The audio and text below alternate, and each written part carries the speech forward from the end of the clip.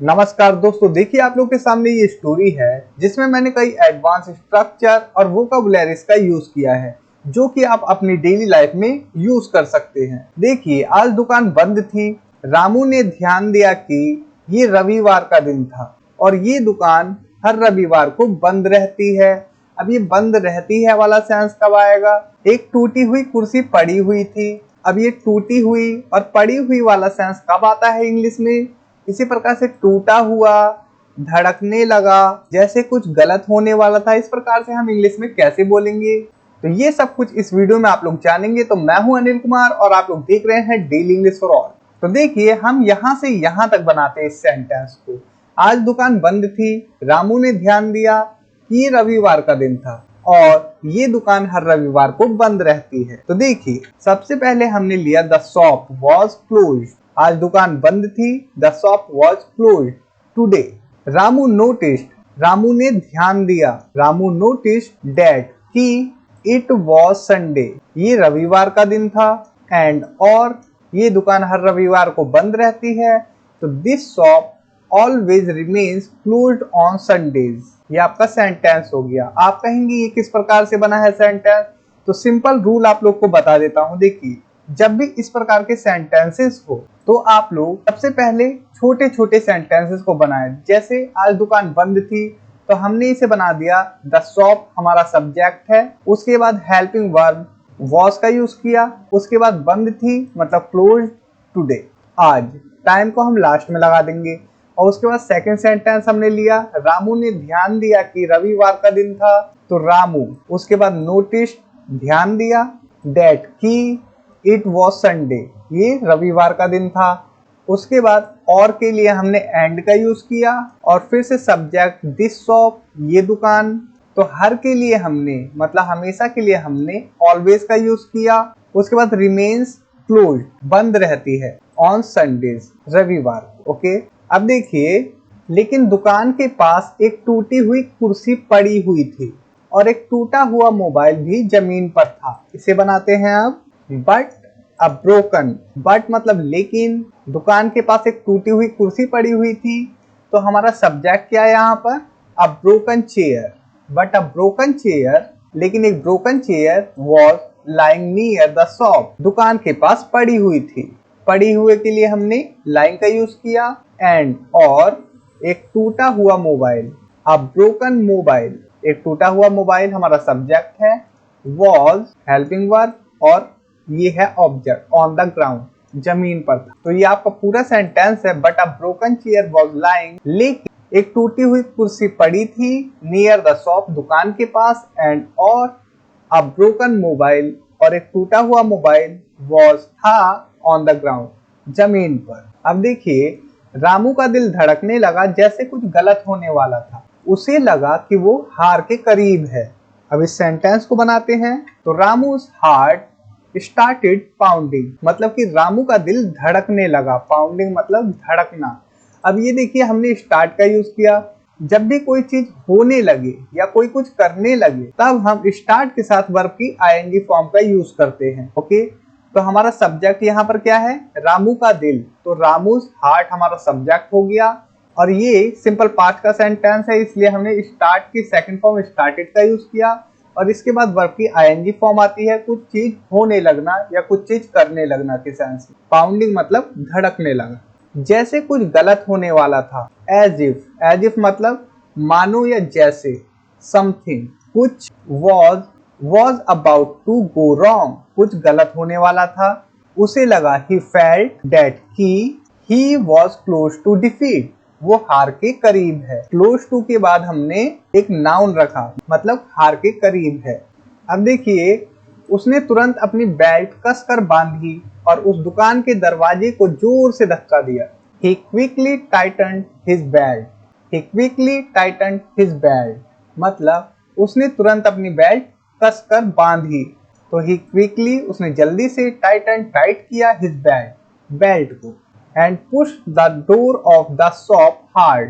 मतलब कि दुकान के दरवाजे को जोर से धक्का दिया। जैसे ही वो अंदर गया उसने देखा कि दरवाजे के पीछे कोई छुपा हुआ था। अब ये छुपा हुआ के लिए हम क्या यूज करेंगे? देखिए जैसे ही के लिए हमने यूज किया एज सुन एज, ही इंटर्ड सिंपल पास्ट का ही सेंटेंस है। जैसे ही वो अंदर गया, उसने देखा तो ही सॉ समवन हाइडिंग, कोई छुपा हुआ था बिहाइंड द डोर, दरवाजे के पीछे।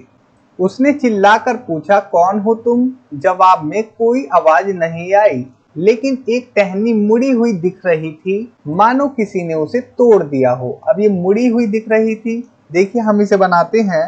He shouted मतलब उसने चिल्लाकर या वो चिल्लाया, Who are you? तुम कौन हो?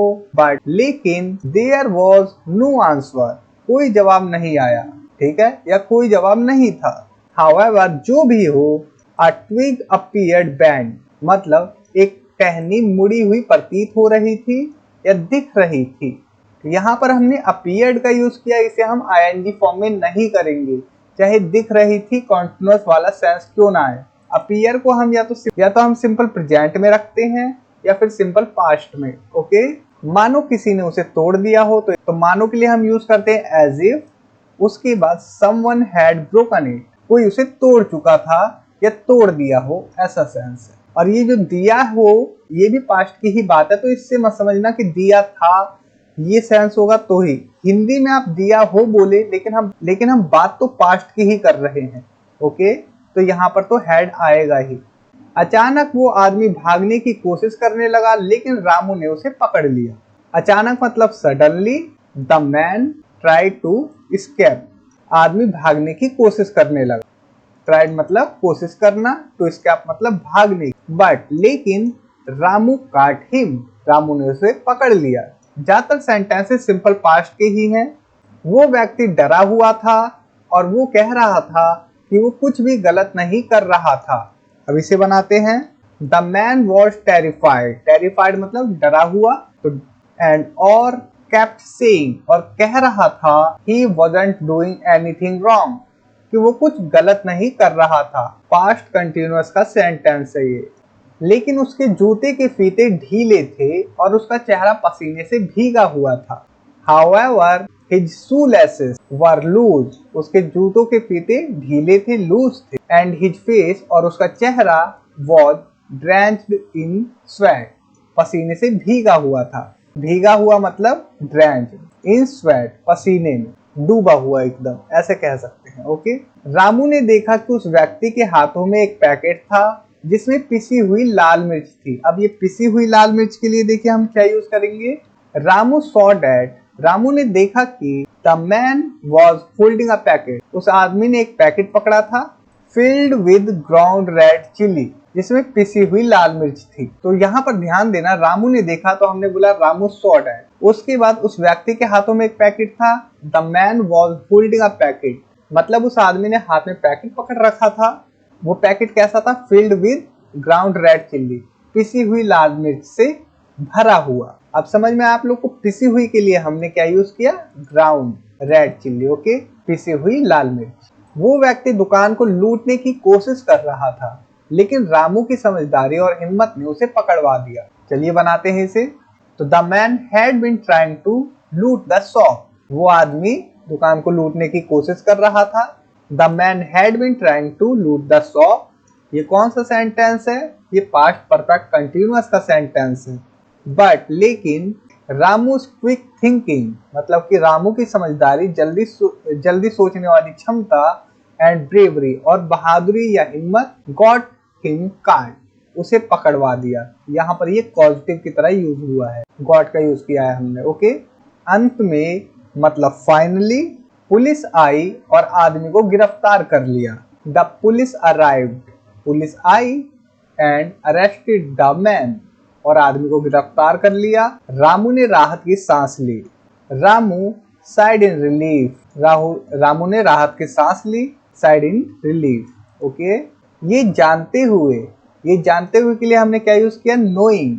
आप चाहे तो नोइंग डैट का भी यूज कर सकते हैं, लेकिन इस प्रकार से भी करेक्ट है सेंटेंस। नोइंग मतलब जानते हुए, he had been close to victory, तो वो जीत के करीब था और उसने सचमुच जीत हासिल कर ली। एंड इंडीड और सच में, ही हैड वॉन, वो जीत चुका था या उसने जीत हासिल कर ली थी। तो दोस्तों इस वीडियो में इतना ही। उम्मीद करता हूँ ये वीडियो आप लोग के लिए हेल्पफुल होगी और इस वीडियो से आप लोगों ने जरूर कुछ ना कुछ नया सीखा होगा। तो मैं आप लोगों से कहना चाहूंगा दोस्तों, अगर आप लोगों ने अभी तक मेरी ई बुक्स पीडीएफ को बाय नहीं किया है तो डिस्क्रिप्शन में मैं लिंक दे दूंगा, आप लोग वहां से जाकर उन्हें बाय कर सकते हैं, जो कि इंग्लिश सीखने के लिए काफी ज्यादा हेल्पफुल होगी आप लोगों के लिए। तो इस वीडियो में इतना ही। Thanks for watching, take care, bye.